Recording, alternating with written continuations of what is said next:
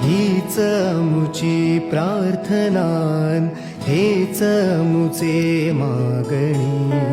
हीच मुची प्रार्थनान, हेच मुचे मागणी.